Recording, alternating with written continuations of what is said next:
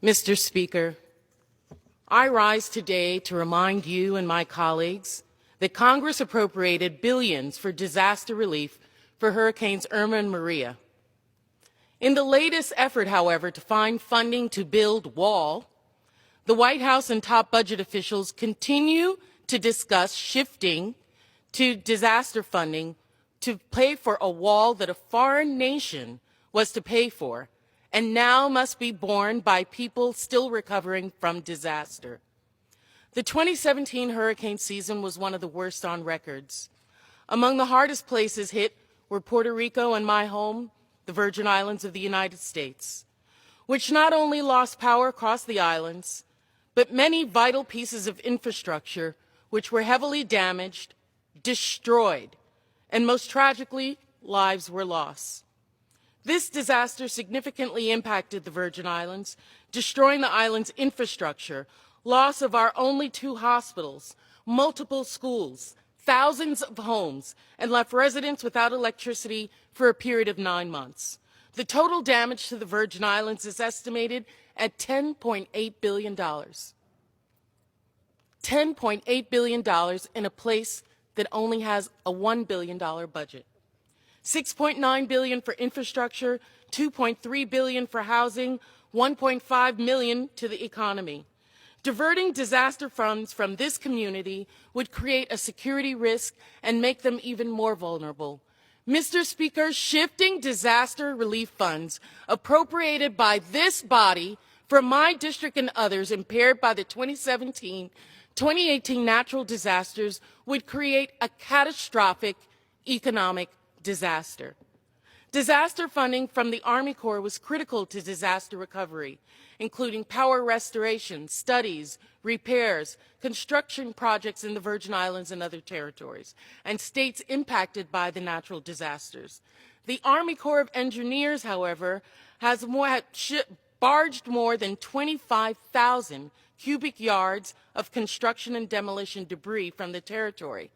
However, approximately more than 6,000, almost 7,000 cubic yards remain on the island, still to be removed. There is still so much work left undone. Individuals are still without roofs. After extensive debate, discussion with FEMA, the roof repair program is just now, a year and a half later, repairing the thousands of roofs and homes destroyed. The STEP roof program has been extended to March 1st. The STEP program debris removal is still in progress throughout the territory. The hurricanes left not 1, but 2 hospitals overwhelmed with debris and destroyed, our only 2 hospitals. And now, worksheets still have not been approved by FEMA for the rebuilding of those hospitals. The modular hospital is still not in place. Students have only recently, in this month, moved into the modular classrooms. Can you imagine? School reconstruction has not begun. Our communities still have a long way to go to get in the disaster recovery and rebuilding progress. Mr. Speaker, nowhere else in this country would this be allowed.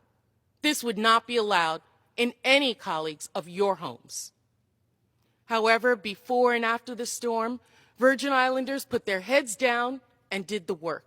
They pitched in and helped one another because that's all we had at that time, and the benevolence of other people, until you, Congress, until you, colleagues, gave them the disaster funding that was needed to rebuild. Mr. Speaker, my colleagues, unlike other places, the Virgin Islands doesn't have 5 or 6 members of the House or millions of constituents living in your own districts.